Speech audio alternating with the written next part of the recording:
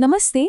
आज के इस खास एक्सप्लेनर में हम पश्चिम बंगाल के चुनाव, पहचान की राजनीति और वेलफेयर स्कीम्स के उस उलझे हुए ताने बाने को सुलझाने वाले हैं जिसने पूरे देश का ध्यान खींचा है।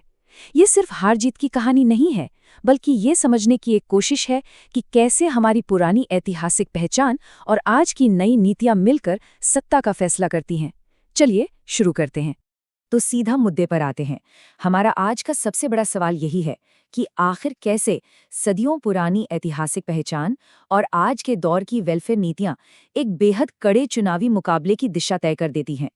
इसी दिलचस्प सवाल का जवाब आज हम पूरे फैक्ट्स और डेटा के साथ तलाशेंगे। आज के हमारे इस एक्सप्लेनर के 6 मुख्य हिस्से होंगे। पहला, पश्चिम बंगाल का चुनावी रणक्षेत्र। दूसरा, उत्तर बंगाल में पहचान का उभार। तीसरा, राजवंशी ऐतिहासिक विरासत। चौथा, कामतापुर राज्य आंदोलन। पांचवा, वेलफेयर और जेंडर। और आखिर में पहचान बनाम वेलफेयर की रणनीतियां। तो चलिए सबसे पहले बात करते हैं भाग 1 की, पश्चिम बंगाल का चुनावी रणक्षेत्र। 2026 के जो चुनाव परिणाम आए ना, वो किसी बड़े राजनीतिक भूचाल से कम नहीं थे। गौर करने वाली बात यह है कि जहां एक तरफ बीजेपी ने पूरे इलाके में अपनी जबरदस्त पकड़ बनाई, वहीं दूसरी तरफ भवानीपुर में शुभेंदु अधिकारी ने ममता बनर्जी के खिलाफ एक बहुत ही बड़ी जीत दर्ज की। ये आंकड़े अपने आप में ये बताने के लिए काफी हैं कि इस चुनाव में राजनीतिक दांव सच में कितने ज्यादा ऊंचे थे। और इस पूरे कड़े चुनावी माहौल की जो जान थी, वो था एक नारा, खेला हो बे।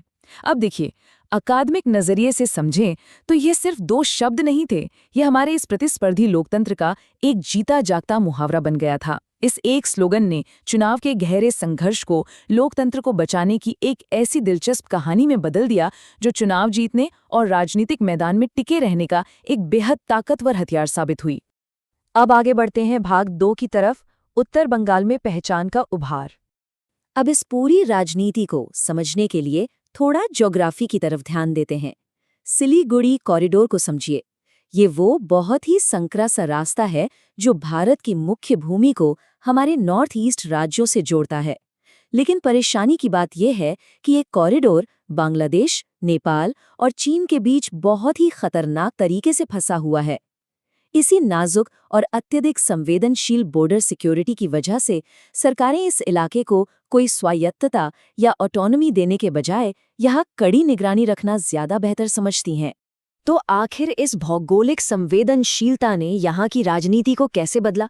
2006 से 2021 के बीच के डेटा को अगर हम खंगालें तो एक बड़ा बदलाव दिखता है। यहाँ की राजनीति, जो पहले वर्ग संघर्ष यानी क्लास पॉलिटिक्स पर चलती थी, वो अब पूरी तरह से पहचान की राजनीति यानी आइडेंटिटी पॉलिटिक्स में बदल चुकी है। वाम दलों का वो पुराना दबदबा बिल्कुल खत्म हो गया और उनकी जगह ली बीजेपी और टीएमसी ने। और अब ये दोनों ही पार्टियां इस इलाके की क्षेत्रीय शिकायतों और पहचान के मुद्दों पर आमने सामने हैं। यहीं से हम आते हैं भाग 3 पर, राजवंशी समुदाय की ऐतिहासिक विरासत। यहाँ जो बात सबसे ज्यादा दिलचस्प है वो है 19वीं सदी के महान बुद्धिजीवी ठाकुर पंचानन वर्मा का प्रभाव। उन्हें राजवंशी समुदाय का जनक भी कहा जाता है। उन्होंने बहुत पहले ही ये समझ लिया था कि बिना अच्छी शिक्षा और सामाजिक सुधारों के उनके समुदाय का आगे बढ़ना मुमकिन नहीं है। और आपको जानकर हैरानी होगी कि उनका वही विजन, उनकी वही सोच आज इतने सालों बाद भी इस क्षेत्र की राजनीति को गहराई से प्रभावित कर रही है। इस पूरी टाइमलाइन को अगर हम देखें तो ये एकदम साफ हो जाता है कि ये पहचान का मुद्दा कोई रातों रात खड़ा नहीं हुआ। इसकी नींव 1920 के दशक में ही पड़ गई थी, जब ठाकुर पंचानन वर्मा ने समाज के उत्थान के लिए क्षत्रिय समिति बनाई। फिर 1970 के दशक में उत्तराखंड दल यानी यूकेडी सामने आया, जिसने इलाके के विकास और संसाधनों के हो रहे शोषण के खिलाफ आवाज उठाई। और फिर 1990 का दशक आते आते यही आंदोलन 2 बिल्कुल अलग रास्तों में बंट गया, केएलओ और केपीपी। चलिए अब इस बंटवारे को समझते हैं भाग 4 में, कामतापुर राज्य आंदोलन। 1990 के दशक में जब इस आंदोलन के 2 हिस्से हुए तो एक ही ऐतिहासिक शिकायत को सुलझाने के 2 बिल्कुल अलग तरीके सामने आए। एक तरफ था कामतापुर लिबरेशन ऑर्गेनाइजेशन यानी केएलओ, जिसने उल्फा जैसे विद्रोही गुटों से प्रेरणा लेकर कट्टरपंथ और हथियारबंद विद्रोह का रास्ता चुना। वहीं दूसरी तरफ कामतापुर पीपल्स पार्टी यानी केपीपी ने लोकतांत्रिक रास्ता अपनाते हुए जनसभाओं, पर्चों और लोगों में जागरूकता फैलाने पर अपना पूरा फोकस रखा। तो आखिर इन अलगाववादी आंदोलनों की कोर डिमांड्स थीं क्या? इनकी मुख्य रूप से 3 स्पष्ट मांगें थीं। पहली, भारतीय संघ के अंदर ही एक अलग कामतापुर राज्य बनाया जाए। दूसरी, कामतापुरी भाषा को आधिकारिक पहचान मिले। और तीसरी, राजवंशी समुदाय के लिए नौकरियों में 70% आरक्षण हो।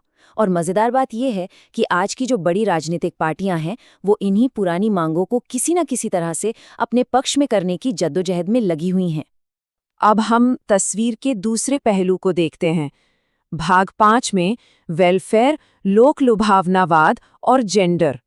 और यही एंट्री होती है लक्ष्मीर भंडार जैसी नीति की।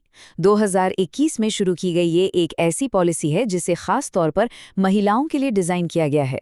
इसमें बिना किसी शर्त के सीधा कैश ट्रांसफ़र किया जाता है। लेकिन अगर हम इसे गहराई से समझें तो ये सिर्फ मुफ्त में पैसे बांटने की योजना नहीं है। ये एक बहुत ही सोच समझकर उठाया गया कदम है, जो जातियों की अलग अलग कमजोरियों को ध्यान में रखते हुए महिलाओं को सीधा सरकार और व्यवस्था के साथ जोड़ता है। तो यहाँ समझने वाली सबसे अहम बात यह है कि आधुनिक वेलफेयर की रणनीतियाँ काम कैसे करती हैं। अकादमिक नज़रिए से इसके 2 तरीके हैं। पहला है लेन देन वाला वेलफेयर, जहाँ सरकारें सिर्फ वोट पाने के लिए संसाधन बांट देती हैं। लेकिन दूसरा तरीका जो यहाँ इस्तेमाल हुआ वो है एक संस्था के रूप में वेलफेयर।